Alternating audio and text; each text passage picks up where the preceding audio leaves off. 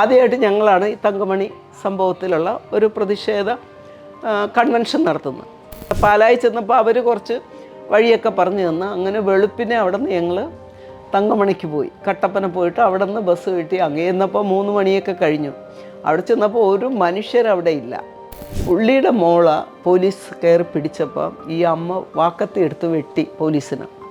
അപ്പോൾ പുള്ളിക്കാരി കണ്ട ആ കൊച്ചിനെ ഞങ്ങൾ കണ്ടു കഴിഞ്ഞപ്പോൾ ഞങ്ങൾക്കത് ഭയങ്കര ഒരു ഷോക്കായിരുന്നു. ഇത്രയും ഭീകരമായിട്ട് ഇവിടെ നടന്നിട്ടും പുറം ലോകം ഇതൊന്നും അറിയുന്നില്ലല്ലോ എന്നുള്ള പാത്രത്തിലൊക്കെ ഈ ഒരു ബസ്സുകാരും തമ്മിലുള്ളൊരു സംഘർഷവും പോലീസുകാർ അതിക്രമം നരനായിട്ട് നടത്തിയെന്നാണ് പത്രത്തിലൊക്കെ വന്നത്.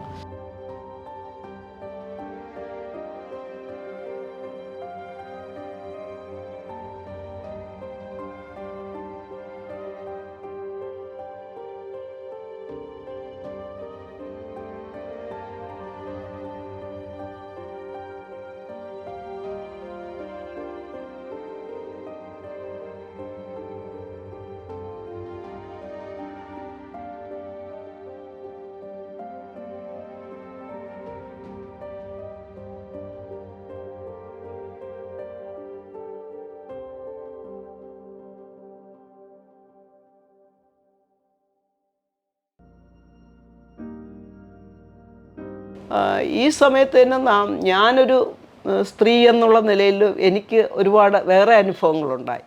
കാരണം എന്താണെന്ന് വെച്ചാൽ നമ്മൾ ഈ രാത്രിയും പകലും ഒന്നുമില്ലാതെ ഗ്രാമങ്ങളിൽ, അന്ന് ഞാൻ വളരെ ചെറുപ്പമാണ്, വിവാഹമൊന്നും കഴിഞ്ഞിട്ടില്ല. അപ്പോൾ ഈ യാത്ര ചെയ്യുമ്പോൾ ഞങ്ങൾ ഈ 81 സമരം കഴിഞ്ഞിട്ട് ഞങ്ങളിങ്ങനെ എല്ലാ ഗ്രാമങ്ങളിലും വിശദീകരണ യോഗങ്ങൾ, സമരം നിർത്തിവെക്കാനുണ്ടായ സാഹചര്യം എന്താണെന്ന് മത്സ്യത്തൊഴിലാളികളുടെ ഇടയിൽ പറയണമല്ലോ.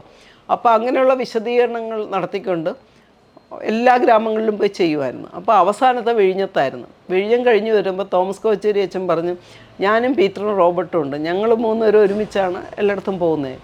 അപ്പോൾ പറഞ്ഞ് നമുക്കെല്ലാവർക്കും കൂടെ ഒരു സിനിമ ആണ്. അന്ന് ഈ വയലെന്ന് പറഞ്ഞൊരു സിനിമ ഇറങ്ങിയ സമയമായിരുന്നു. അപ്പോൾ നമ്മളെ വിചാരിച്ച് വല്ല തൊഴിലാളികളുടെയും കൃഷിക്കാരുടെ പ്രശ്നമായിരിക്കും എന്നൊക്കെ പറഞ്ഞ് കാണാൻ വേണ്ടി തിയേറ്ററിൽ കയറിയപ്പോൾ ആളൊന്നുമില്ല. സെക്കൻഡ് ഷോ ആണ്. നമ്മൾ വിഴിഞ്ഞത്തുനിന്ന് കഴിഞ്ഞ് വന്ന് ഈസ്റ്റ് വെട്ടിൽ ഇറങ്ങിയിട്ട് അപ്പോൾ പത്മനാഭ തിയേറ്റർ എന്ന് പറഞ്ഞാൽ അവിടെ ഒരു ഈസ്റ്റ് വെട്ടിൽ തന്നെ ഒരു തിയേറ്ററുണ്ട് ബസ് സ്റ്റാൻഡിൻ്റെ അടുത്ത്. അവിടെ കയറിയപ്പോൾ ആളൊന്നുമില്ല, വളരെ കുറച്ച് പേരേ ഉള്ളൂ. അപ്പം ഞങ്ങൾ കയറിയിരുന്നപ്പോൾ അതൊരു പടമായിരുന്നു. തൊഴിലാളികളുടെ ഒന്നും പ്രശ്നമൊന്നുമല്ല. അപ്പം നമുക്ക് കാണാൻ ഇതിനാണ് ഞങ്ങൾ വിളിച്ചോണ്ടോന്നെന്ന് പറഞ്ഞ് ഞങ്ങൾ അച്ഛനെ വഴക്കും പറഞ്ഞിരുന്നപ്പോൾ അച്ഛൻ പറഞ്ഞ് പോകാമെന്ന് പറഞ്ഞു. അപ്പം നമ്മൾ ഇറങ്ങി ഞങ്ങൾ ഈസ്റ്റ് പോയിട്ട് നിന്ന് നടക്കുക. രാത്രി ഒരു 11:30-12 മണിയൊക്കെ ആകും. നടക്കുമ്പോഴത്തേക്ക് അച്ഛൻ ഞങ്ങളോട് പറയും, നിങ്ങൾ 3 പെട്ടെന്ന് നടക്കുക. അപ്പം ഞങ്ങളിങ്ങനെ തമാശ പറഞ്ഞ് 3 പേരും കൂടെ പതുക്കെ നടന്ന് വരികയാണ്. അപ്പോൾ അച്ഛൻ പറഞ്ഞു, നിങ്ങളോടല്ലേ പെട്ടെന്ന് നടക്കാൻ പറഞ്ഞതെന്നാണ്. അപ്പോൾ ഞങ്ങളോട് പറഞ്ഞു, എന്തോന്ന് അവിടെ പോയി കിടന്ന് ഉറങ്ങാനല്ലേ. അപ്പോൾ പീസിയിൽ വന്ന് കിടക്കുകയാണ് ചെയ്യുന്നത്. അപ്പോൾ ഞങ്ങളിങ്ങനെ നടന്ന് ഇവിടെ വന്ന് പീസിയിൽ വന്ന് കിടന്ന് അവിടെ ഒരു ഫ്രണ്ടിലൊരു റൂമുണ്ട് ഞാൻ കിടക്കുന്നത്, ഞങ്ങൾ സ്ത്രീകൾ കിടക്കും. അപ്പം ഞാൻ അവിടെ കയറി ഇവർ രണ്ടുപേരും ബാക്കിലും പോയി. അച്ഛൻ അന്ന് മുട്ടട പള്ളിയിലാണ്, അപ്പോൾ മുട്ടടയ്ക്ക് പോകുന്നെന്ന് പറഞ്ഞു. അപ്പോൾ അച്ഛൻ അവിടെ നിന്ന് കുറച്ച് കഴിഞ്ഞപ്പോൾ അച്ഛൻ വന്ന് എന്നെ വിളിച്ചിട്ട് പറഞ്ഞു, ഇയാൾ ഇവിടെ കിടക്കണ്ട, ബാക്കിൽ പോയി കിടന്ന് പറഞ്ഞു. അപ്പോൾ ഞാൻ ചോദിച്ചത് അതെന്താ? അപ്പോൾ പറഞ്ഞില്ല, അത് പ്രശ്നമുണ്ട്. അപ്പോൾ നോക്കിയപ്പോൾ വേറെ 2 പേരും അച്ഛൻ്റെ കൂടെ നിൽക്കുന്നു. അവരും ഞങ്ങളുടെ കൂടെ ഈ ബാക്കിൽ നിന്ന് ഞങ്ങളെ കവർ ചെയ്ത് വരിക. അപ്പോൾ തിയേറ്ററിൽ ഇരുന്നുകൊണ്ട് 2-3 പേര് പറഞ്ഞെന്ന്, ഇവർ 2-3 പേരല്ലേ ഉള്ളൂ, നമുക്ക് അടിച്ചിട്ടിട്ട് ഇവളെ കൊണ്ടുപോകാമെന്ന്. അപ്പോൾ അങ്ങനെ ഇവന്മാർ ഞങ്ങളുടെ പുറകെ വരികയായിരുന്നു. അപ്പോൾ അത് കവർ ചെയ്തിട്ട് 2 പോലീസുകാരായിരുന്നു മഫ്റ്റിയിൽ, അവരും കൂടെ വരികയായിരുന്നു. അവർക്ക് ഞങ്ങളെയൊക്കെ അറിയാം. ഈ സമരമൊക്കെ നടന്നതുകൊണ്ട് എല്ലാവർക്കും സിറ്റിയിൽ എല്ലാവർക്കും ഏകദേശം പോലീസുകാർക്കൊക്കെ ഞങ്ങളറിയാം. അപ്പോൾ നോക്കിയപ്പോൾ ഇപ്പോൾ അവർ പറഞ്ഞു, ഞങ്ങളെ മനസ്സിലായില്ലേ?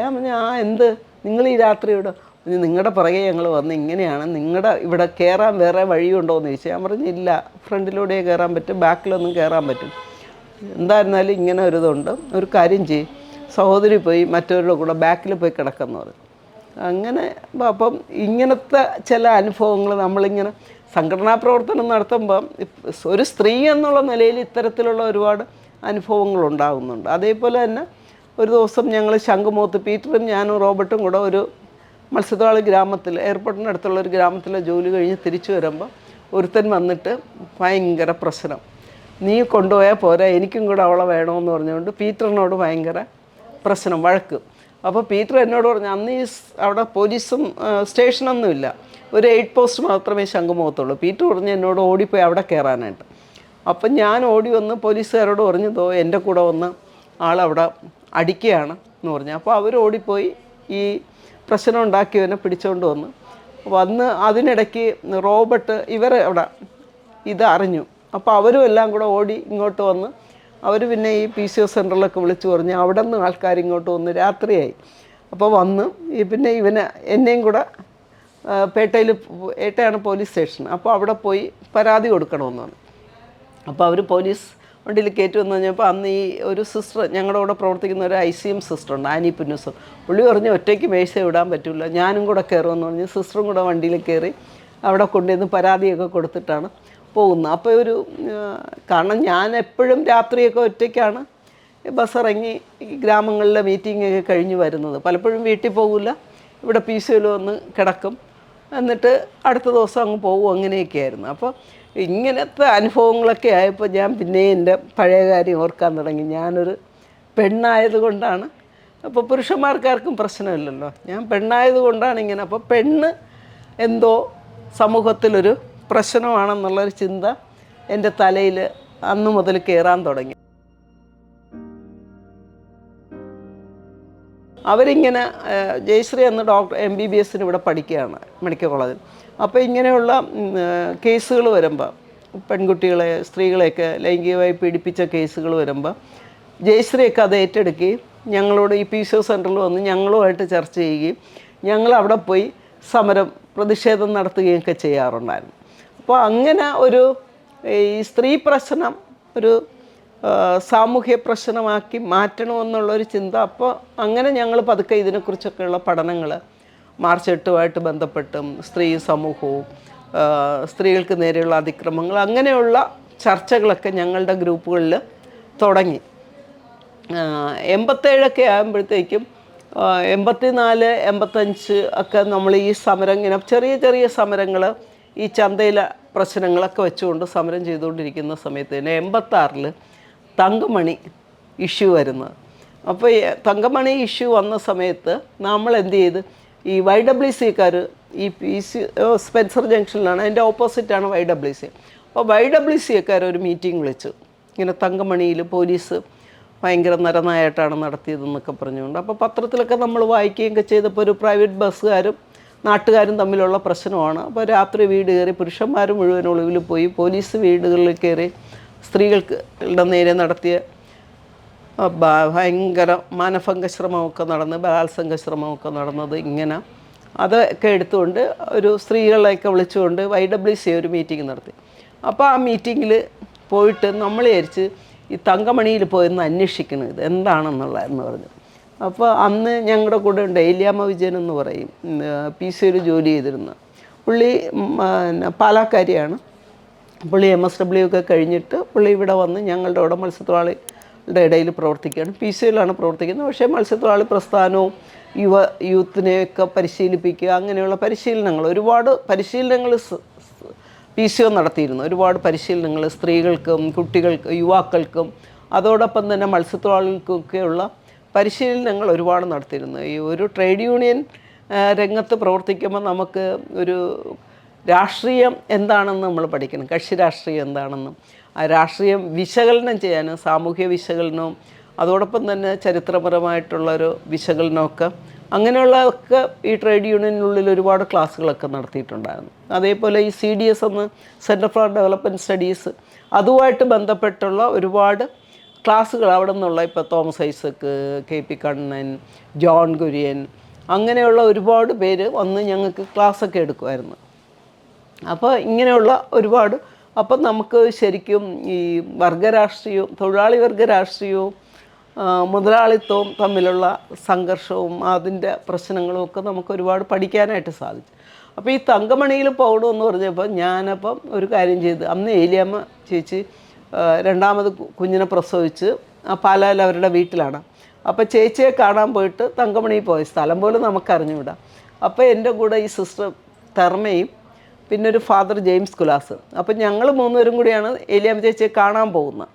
അപ്പോൾ കാണാൻ പോയിട്ട് അവിടെ നിന്ന് പോകാമെന്ന് വെച്ചു തങ്കമണിക്ക്. അപ്പം നമുക്ക് സ്ഥലവും അറിയത്തില്ല, ഈ ബസ് തന്നെ കട്ടപ്പന പോയിട്ട് അവിടെ നിന്ന് പിന്നെ പോകണം, ഇതൊന്നും നമുക്കറിയത്തില്ല. നമ്മൾ അവിടെ നിന്നൊക്കെ ചോദിച്ചും പിടിച്ചും ഇവിടെ പാലായി ചെന്നപ്പോൾ അവർ കുറച്ച് വഴിയൊക്കെ പറഞ്ഞു തന്നു. അങ്ങനെ വെളുപ്പിനെ അവിടെ നിന്ന് ഞങ്ങൾ തങ്കമണിക്ക് പോയി. കട്ടപ്പന പോയിട്ട് അവിടെ നിന്ന് ബസ് കിട്ടി. അങ്ങേ ചെന്നപ്പോൾ 3 മണിയൊക്കെ കഴിഞ്ഞു. അവിടെ ചെന്നപ്പോൾ ഒരു മനുഷ്യരവിടെ ഇല്ല. പുരുഷന്മാർ മുഴുവൻ അവരവിടെ ഒരു ഒളിവിലൊക്കെ പോയിട്ട് വന്നിട്ട് അവരവിടെ നിന്നൊരു കാൽനട ജാഥ തുടങ്ങിയായിരുന്നു സെക്രട്ടേറിയറ്റിലേക്ക്. അതായത് ഈ പോലീസ് ഉദ്യോഗസ്ഥന്മാരെ സസ്പെൻഡ് ചെയ്യണമെന്ന് പറഞ്ഞുകൊണ്ടുള്ള ഒരു ജാഥ തുടങ്ങിയിരുന്നത്. അത് അന്വേഷിക്കണമെന്ന് പറഞ്ഞുകൊണ്ട് ജുഡീഷ്യൽ അന്വേഷണമൊക്കെ ആവശ്യപ്പെട്ടുകൊണ്ട്. അപ്പം ഞങ്ങളവിടെ ചെല്ലുമ്പോൾ ഒരു ചായക്കട മാത്രമുണ്ട്. അപ്പോൾ ആ ചായക്കടയിൽ ചെന്ന് ആ ചായക്കട ഒരു ഭാര്യയും ഭർത്താവും കൂടെ നടത്തുന്നത്. ആ ചേച്ചിയുടെ പേര് സാവിത്രി എന്നും പുള്ളിയുടെ ഭർത്താവിൻ്റെ പേര് ഞാൻ ഓർക്കുന്നില്ല. ഇവർ രണ്ടുപേരോടും ഞങ്ങൾ സംസാരിച്ചപ്പോൾ അവർ അവിടെ നടന്ന സംഭവങ്ങളൊക്കെ പറഞ്ഞു. അപ്പോൾ ഞങ്ങൾ ചോദിച്ചു, ഇവിടെ ഞങ്ങൾക്ക് കുറച്ച് വീടുകളിലൊക്കെ പോകാൻ എന്താണെന്ന് ചോദിച്ചു. അപ്പോൾ പറഞ്ഞ് പിന്നെ ഈ സാവിത്രി ചേച്ചി ഞങ്ങളുടെ കൂടെ വരാമെന്ന് പറഞ്ഞു. 1-2 വീടുകളിൽ കൊണ്ടുപോകാമെന്ന് പറഞ്ഞു. അങ്ങനെ ഞങ്ങളുടെ അടുത്ത് കൊണ്ടുപോയി. അപ്പോൾ അവിടെ അടുത്തൊരു പള്ളിയുണ്ടെന്ന് പറഞ്ഞു.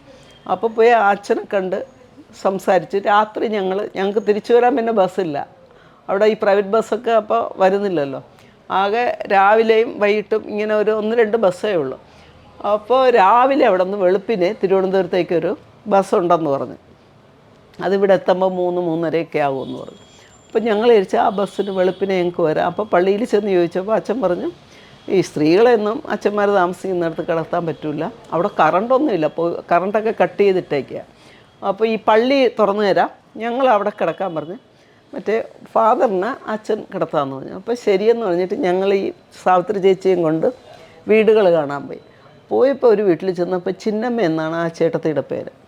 പുള്ളിയുടെ മോള പോലീസ് കയറി പിടിച്ചപ്പോൾ ഈ അമ്മ വാക്കത്തി എടുത്ത് വെട്ടി പോലീസിന്. അപ്പോൾ പുള്ളിക്കാരി കണ്ട ആ കൊച്ചിനെയും ഞങ്ങൾ കണ്ടു കഴിഞ്ഞപ്പോൾ ഞങ്ങൾക്കത് ഭയങ്കര ഒരു ഷോക്കായിരുന്നു. പിന്നെ അവിടെ നടന്ന് വീടുകളിൽ പോയി സ്ത്രീകൾ പറഞ്ഞ കഥയൊക്കെ കേട്ട് കഴിഞ്ഞപ്പോൾ ഞങ്ങൾക്ക് ഭയങ്കരമായിട്ടൊരു ഞെട്ടലായിരുന്നു. ഇത്രയും ഭീകരമായിട്ട് ഇവിടെ നടന്നിട്ടും പുറം ലോകം ഇതൊന്നും അറിയുന്നില്ലല്ലോ എന്നുള്ള. പാത്രത്തിലൊക്കെ ഈ ഒരു ബസ്സുകാരും തമ്മിലുള്ളൊരു സംഘർഷവും പോലീസുകാർ അതിക്രമം നരനായിട്ട് നടത്തിയെന്നാണ് പത്രത്തിലൊക്കെ വന്നത്.